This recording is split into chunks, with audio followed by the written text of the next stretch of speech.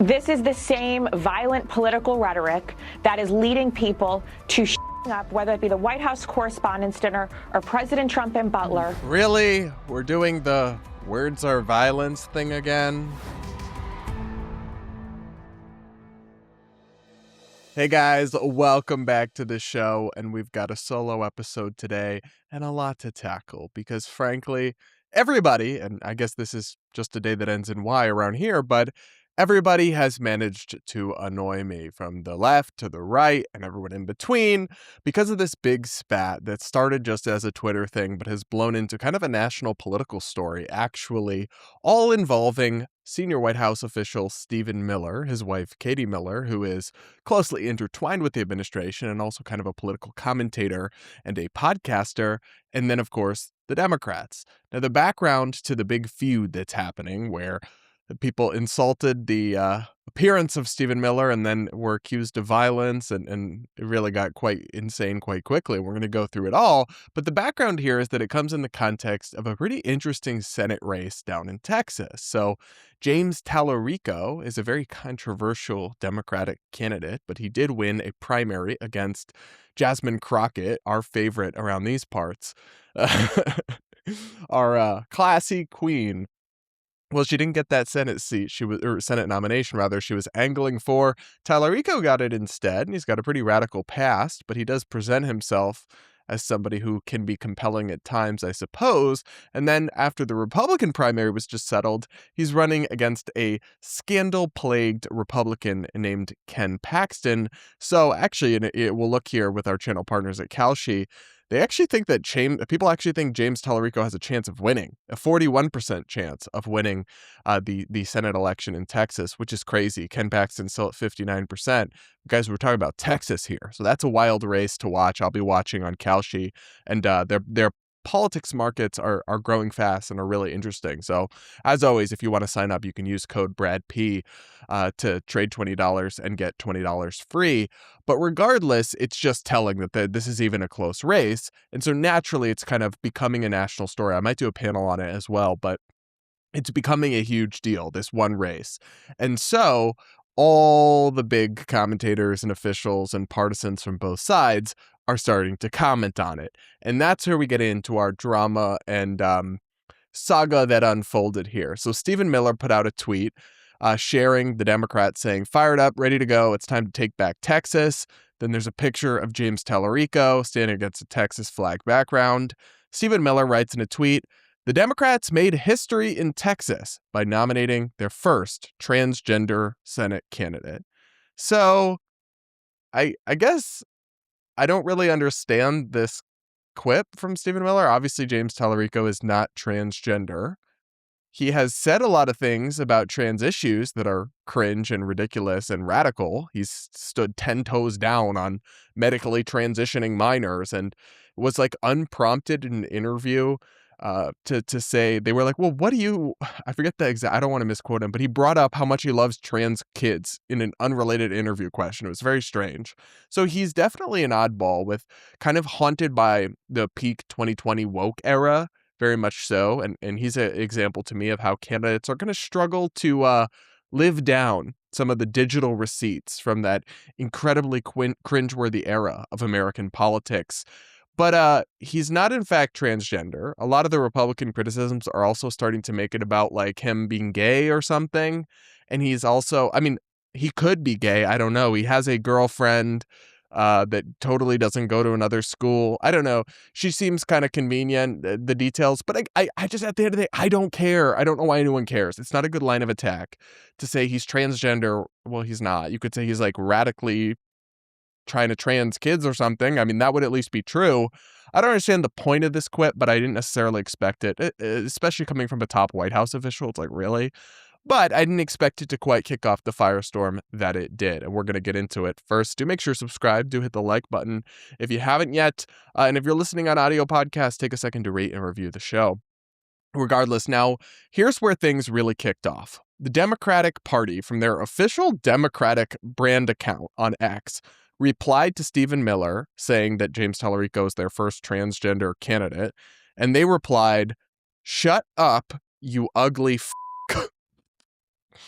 Oh, totally normal era of politics that we're in, that official accounts are speaking like this. Yeah, I can't say that I like that or appreciate that. I find that to be crass and gross and classless.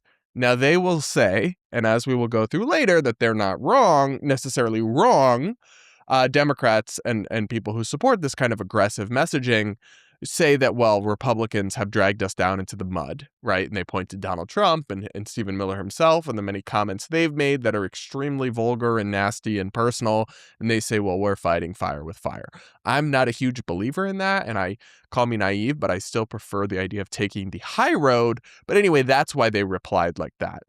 This is then led to some pretty severe backlash and repercussions against the Democrats, spearheaded by the wife of Stephen Miller, Katie Miller. Here she is on Fox News. Let's watch. Now, Katie, by the way, your husband came under attack today when he said, like, the Democrats are, perhaps going to nominate their first transgender Senate candidate, talking about Tallarico. And they responded by just, basically saying, shut up, you ugly F word, essentially. Any word for the Democrats, their little Twitter account? This is the same violent political rhetoric that is leading people to shooting up, whether it be the White House Correspondents' Dinner or President Trump and Butler. But what it remains to be seen is this is an anonymous account, and it is run actually by a sad liberal woman named Paulina, which is why Pew says 50% of liberal women at some time have identified that they have a mental health disorder, and she is certainly one of them. What a sad state for the pathetic Democrat Party. So when I first saw this clip floating around, I kind of did a double take, to be honest, because did I miss the violent part? It feels like we just escalated very quickly there. They sent out a rude tweet, right? They said to Stephen Miller, shut up, you ugly F. And let's be honest, telling someone to shut up is not violent. It's, again, rude, but it's like, that's not that crazy. And then calling him ugly, I mean, he's not pretty. It's not the finest specimen, but okay, sure, we should not insult people's looks. I agree. It's rude. And then just the F word. So calling someone ugly, that's not violent. That's not even close to violent. So to jump and accuse somebody of fomenting violence or violent rhetoric is what she said is literally not true and is basically an attempt to say like mean words equals violence and call me crazy. But I didn't think that was the MAGA take. I didn't think that was the Republican take. In fact, I came up in politics in a time when progressives and liberals were the ones who believed in safe spaces and trigger warnings and that, words were violence and words made people unsafe and all that stupid bull that I really pushed back against. And now you have a very high profile MAGA Republican saying something quite similar to no pushback on Fox News. Yeah, missed me with that, actually. If and when leftists or progressives or Democrats do engage in dangerous political rhetoric, I call it out. Now, of course, I also call it out when Republicans do it. And Katie Miller seems to be glazing over the fact here that her husband, personally, and the president she supports, Donald Trump, have said much worse and much more violent and incendiary things than shut up, you ugly f. As rude and lowbrow and classless as that may be, it's not at all violent, first of all. And then it's not even, unfortunately, given just how far things have descended into the mud in our politics, it's like not even that crazy in context of all of that. So I reject this out of hand, and I actually really deeply resent the kind of victimhood. I mean, you could say that, and I should be clear, the Miller family has been threatened and harassed and had threats, and I condemn that unequivocally, and I think that's terrible. And that may be why Katie Miller is so hypersensitive to this kind of thing. And that's understandable on an emotional level, but is not valid or coherent on a logical level. Just because some people threaten and harass your family doesn't mean that therefore somebody telling you to shut up or calling you ugly is violence. 1 + 1 does not equal 2 there. And obviously, she doesn't apply that standard to President Trump because, the Democrat senators that he calls for their hanging or says they need to be executed for sedition in response to their First Amendment protected speech, they also receive threats. And so that doesn't actually affect what someone did or didn't say. You still have to analyze it based on what they actually said. And then Katie kind of went on a crusade against the woman who ran the Democratic Party account that tweeted this. So she posted on X, Paulina Mangubat is who runs at the Democrats account. She's 30, unmarried with no kids. Put your name on it next time. This is what a sad, unhappy female liberal looks like. It's why Pew reports 50% of them have been diagnosed with a mental condition. And so apparently this woman is actually about to get married, but I guess I don't understand the point here. I feel like she just wanted to put this person on blast, her name and face, and I can understand that, like not wanting people to get away with anonymously trolling you, but at the same time, in this environment of political violence and heated rhetoric and everything, naming and shaming someone like this also plays into that a little bit. But whatever, she's allowed to do that, I guess. This woman then now is doing the kind of resistance media tour because everything is just so stupid. And so this is what we're all focused on rather than solving any problems actually facing Americans. And Paulina here is doubling down on her statement to Stephen Miller. Let's watch her from this clip from the Midas Touch Network. I want Katie Miller to know that her husband is an ugly. Stephen Miller is one of the most powerful men in the country right now. He is a White House official who is taking to Twitter to hurl these absolutely false and transphobic attacks against an amazing candidate in Texas, James Tallarico. We simply called him ugly. And I think that what he has been doing is ugly. He is celebrating when ICE shoots down Americans in the street. He thinks that it's cool when families are separated, and it's just absolutely disgusting. And so, yeah, I stand by calling him an ugly. So like I said, I don't support this kind of rhetoric or tone in our politics, whether it's Democrats doing it or Republicans doing it. I would really like us to have civil, constructive conversations and to attack each other more based on ideas and not less on like appearance. Not to say that I'm perfect and I've never engaged in that. It's human, right?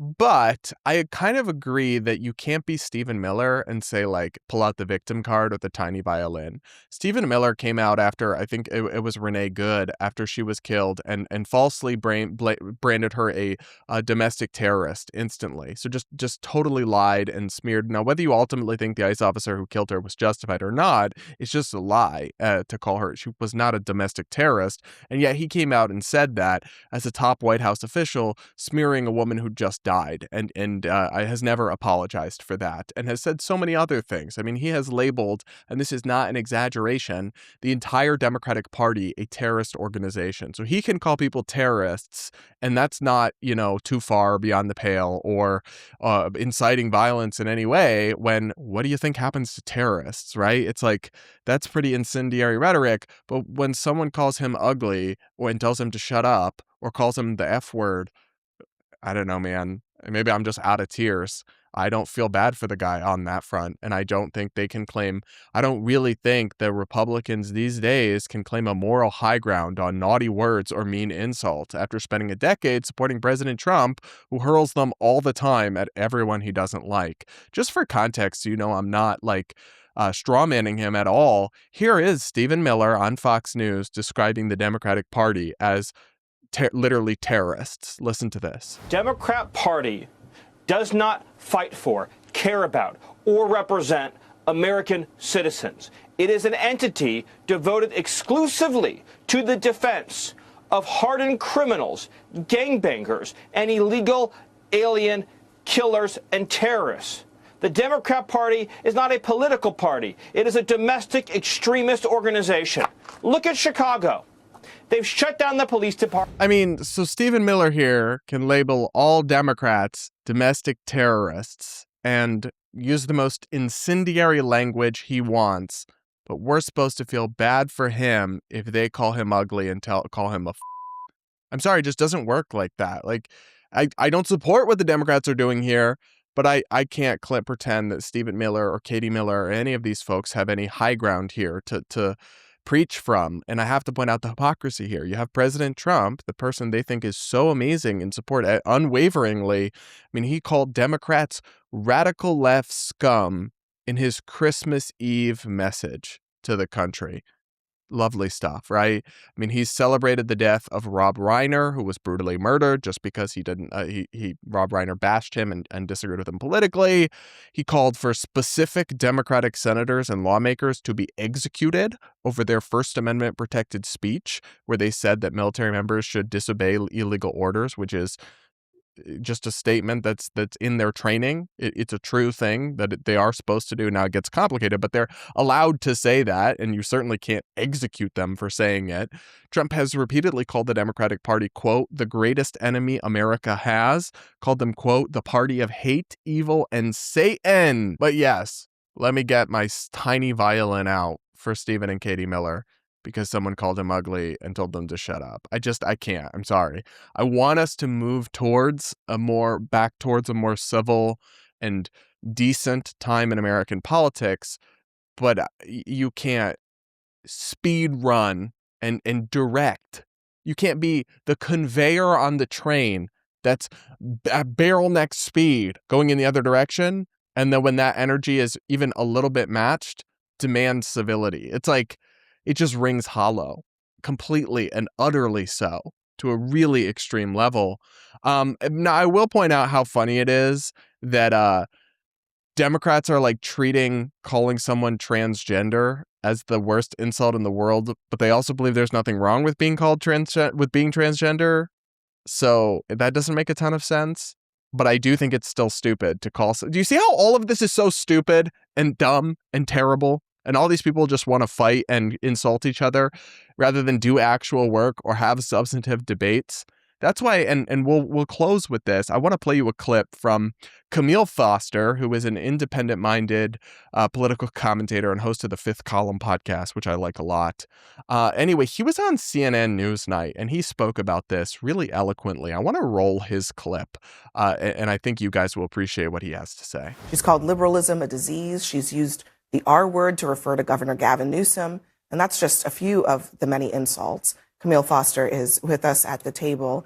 It seems like there is a energy matching energy kind of thing going on here, and you can definitely make the case that we are headed to rock bottom. We are going low and lower. But at the same time, for Republicans to be clutching their pearls in this moment, does that seem, fair? Yeah, the pearl clutching certainly doesn't fly. And I don't know who to blame for where things started or who's, responsible for what. I will say that all of the ad hominem and the profanity, look, I do a podcast. We work blue from time to time. I've occasionally used the naughty word. I like Drake's new album. There's a lot of battle rapping going on there. But I'm not sure that I want that emanating from the White House. I don't know that our national politicians engaging in this kind of conduct is generally a good thing. And it seems to me it's precisely the sort of circus that you would expect when neither party has particularly good ideas.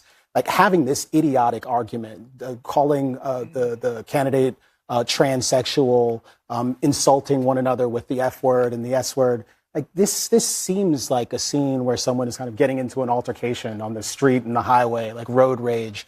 This is clearly theater. These are people who are behaving as if they're the roast masters, who are responding quickly with a quip and using the F word in these ways that seem obviously performative.